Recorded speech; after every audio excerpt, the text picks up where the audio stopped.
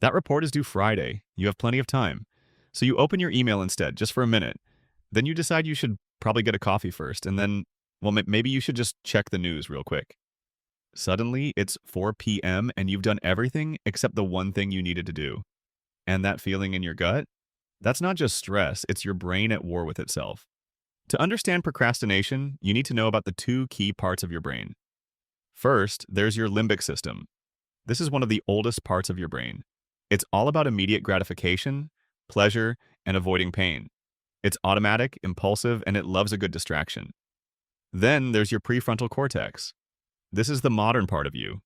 It's responsible for planning, making decisions, and long-term goals. It's the part that knows you should really start that project. When you even think about a task that seems difficult, boring, or intimidating, your limbic system flares up. It perceives that task as a threat, a source of stress and discomfort.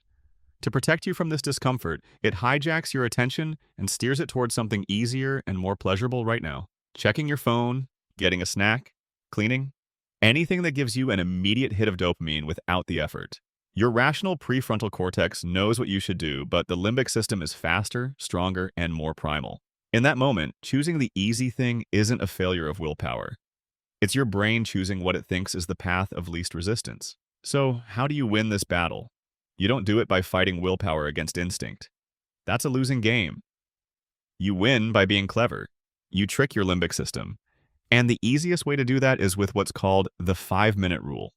Here's how it works. You make a deal with yourself. You don't have to finish the task.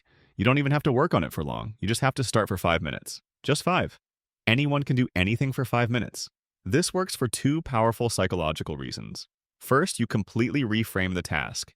You're no longer asking your brain to write the entire report, which is huge and scary. You're just asking it to write for 5 minutes.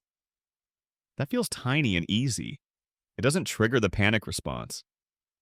Second, and this is the magic, starting is the hardest part.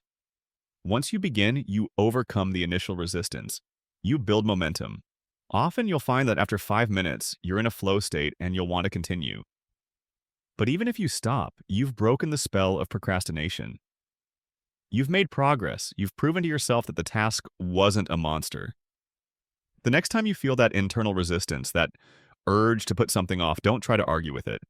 Don't try to muster all your willpower. Just tell yourself you'll do it for 5 minutes. Set a timer. Honor the deal. Watch how often that simple trick is enough to get the ball rolling and completely change your productivity for the day. Your brain might be wired to procrastinate, but now you have the key to rewire it.